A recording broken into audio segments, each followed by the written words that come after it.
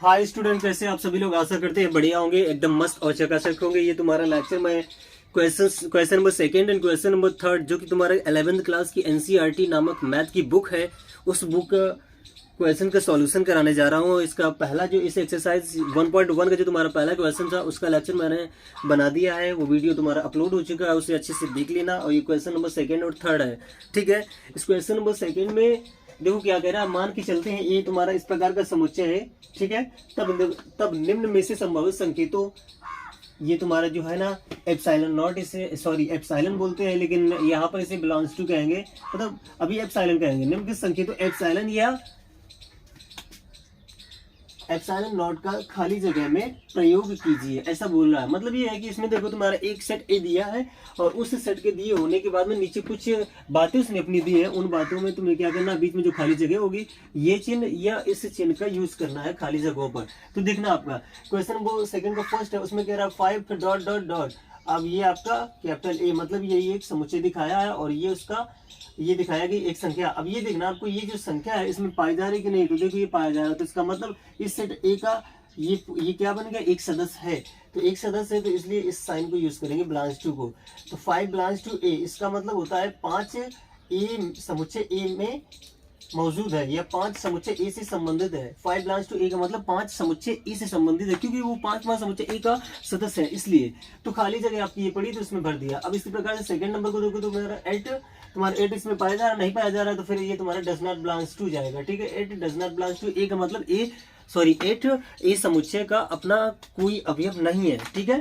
तो इसलिए does not belongs to इतना हुआ। अब थर्ड नंबर को देखो, 0 इसमें नहीं पाया जा रहा है, डज नॉट बिलोंग्स टू जाएगा, तो खाली जगह पे ये आपको भरना था। फोर्थ नंबर में 4 देखो पाया जा रहा है, तो आपका ये बिलोंग्स टू जाएगा, ठीक है। तो खाली जगह पे ये भर गया। इसी प्रकार से फिफ्थ में देखो ये 2 पाया, फिफ्थ में देखो 2 है, 2 इसमें देखो पाया जा रहा है, इसलिए 2 अभी बिलोंग्स टू भरेंगे, ठीक है।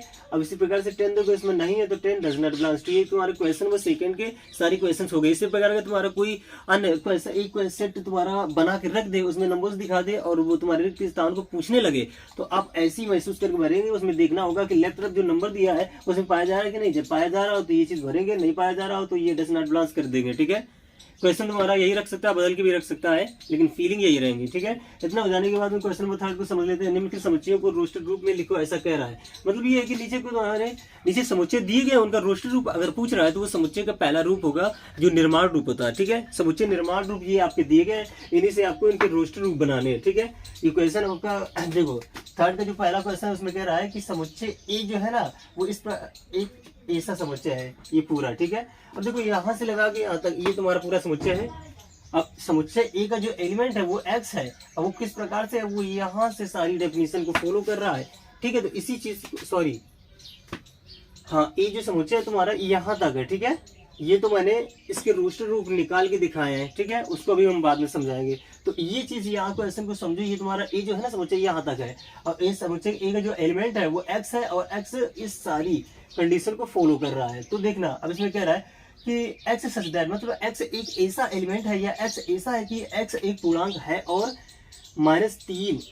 हाँ, यहाँ से देखो x एक ऐसा पूर्णांक, वहां से पूर्णांक बताया गया, ठीक है।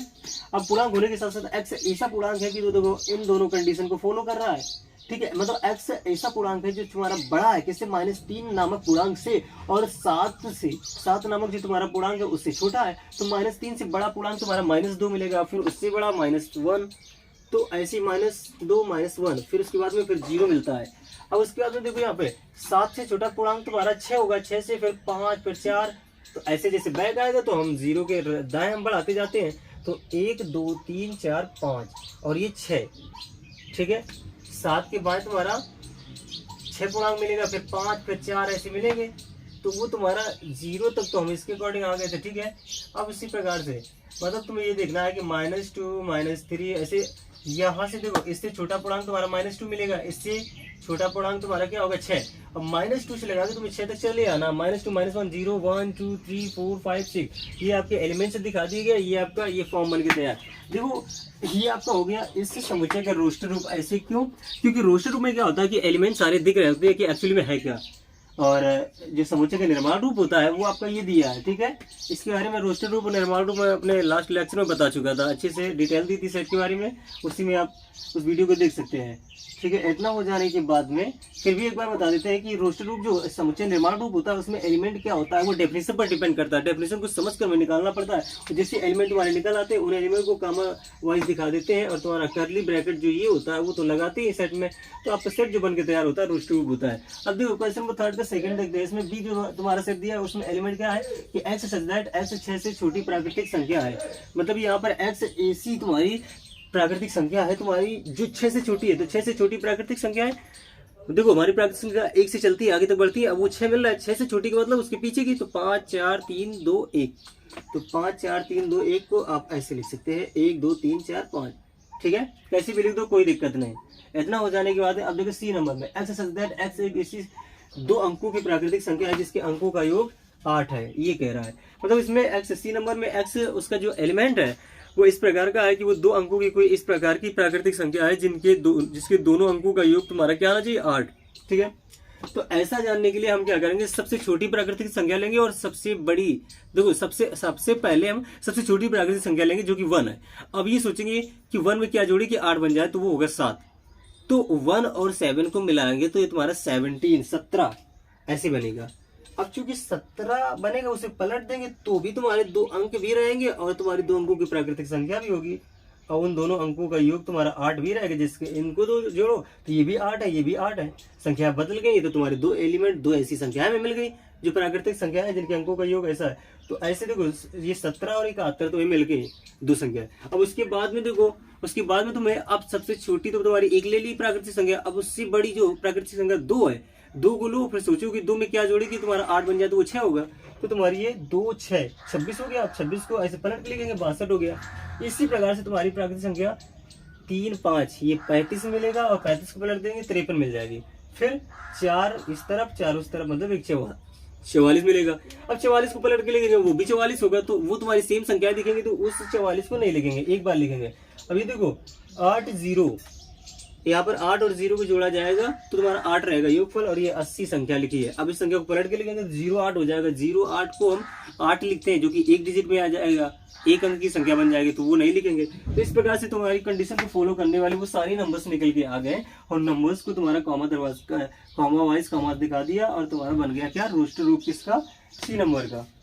हाँ सी नंबर का रोस्टर रूप बना। अब डी नंबर को कहते हैं, डी नंबर में क्या कह रहा है कि एक्स ऐसी अभाज्य संख्या है जो 60 का विभाजक है।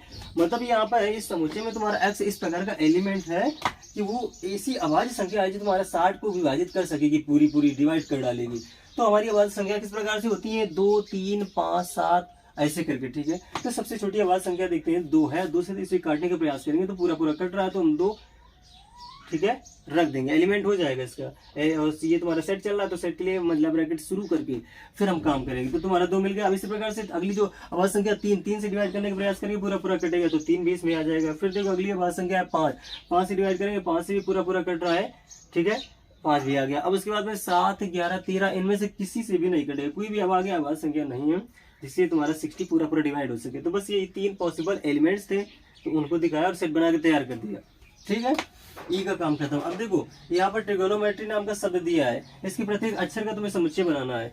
ठीक है, तो पहला अक्षर लिया, अब समुच्चय बनाने के लिए मतलब ब्रैकेट शुरू किया।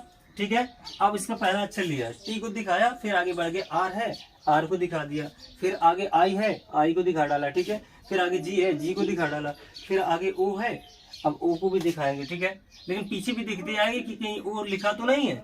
ठीक है, नहीं तो बच्चे भूल जाते हैं इसलिए कह रहे हैं।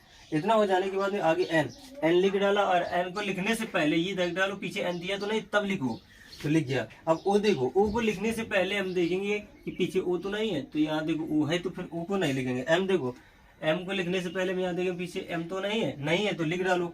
अब ई देखो यहाँ पर लिखना है लेकिन पीछे देखेंगे ई नहीं लिखा तो फिर लिख सकते हैं। अब टी देखो, टी हमें यहाँ पर लिखना है लेकिन यहाँ पर पीछे टी लिख चुका है उसे नहीं लिखेंगे। आर देखो, आर भी पीछे लिख चुका नहीं लिखेंगे। वाई देखो, वाई नहीं लिखा तो लिख डालेंगे। तो इस प्रकार से तुम्हारे सारे एलिमेंट आ गए और प्रत्येक अक्षर ट्रिगोनोमेट्री के लिखे भी है और अलग अलग दिख रहे हैं और जो 2 बार अक्षर है वो तुम्हारे नहीं दिखाने, वो 1 बार दिखाया जाता है। ठीक है, इसी प्रकार से एफ तुम्हारा बेटर शब्द के प्रत्येक अक्षर का तुम्हारा समुच्चय पूछ रहा है तो उसको कैसे करेंगे। उसमें देखो बी को सबसे पहले लिखा। ठीक है, इतना हो जाने के बाद में ई को लिखा, ई को लिखते हैं लेकिन आगे वाला लिखने से पहले हम पीछे गौर करते हैं कि कहीं वो लिखा तो नहीं है। हमेशा याद रखना तो कोई गलती नहीं होगी, नहीं तो गलती जरूर हो जाएगी। अब इतना हो जाने के बाद में टी लिखेंगे, टी लिख दिया, या लिखने से पहले पीछे देख डालो टी नहीं है तब लिखेंगे। अब देखो टी लिखना है तो अब टी जो आना है आगे वाले स्थान में आएगा, तो हम पीछे देखते हैं तो पीछे तो टी लिखा है तो फिर उसे नहीं लिखेंगे। अब देखो यहाँ पे आर सॉरी अब ई का नंबर आ रहा है, ई लिखने से पहले पीछे देखेंगे तो ई लिखा है उसे नहीं लिखेंगे, छोड़ देंगे। अब देखो आगे यहाँ पे आर है और यहाँ पे कुछ नहीं लिखा था तो अब हम आर लिख सकते हैं और आपका बन के तैयार होगा क्या, बेटा शब्द के प्रत्येक अक्षर का समुच्चय। इस प्रकार से आपका देखो क्वेश्चन नंबर 2 और क्वेश्चन नंबर 3 का लेक्चर बहुत ही अच्छे से गया। आशा करते हैं वीडियो आपने बहुत ही अच्छे समझ लिया होगा। इसी प्रकार के तुम्हारे क्वेश्चन रख सकता है, बना के भी रख सकता है। मैंने आपको वो बातें बताई कि किसी कैसे क्वेश्चन को समझकर उसके आंसर निकाले जाते हैं, बस यही चीज होता है समझना, ठीक है। रटने जैसी पढ़ाई कभी नहीं करना, तो बहुत ही अच्छे से आप गणित की फील्ड में अपने भविष्य को आगे ले जा पाएंगे। तो चलिए मिलते हैं अगले वीडियो में, तब तक के लिए हमारे लेक्चर को अपने दोस्तों में शेयर करना, अच्छे से देखना और उसके साथ साथ हमारे चैनल को सब्सक्राइब करना।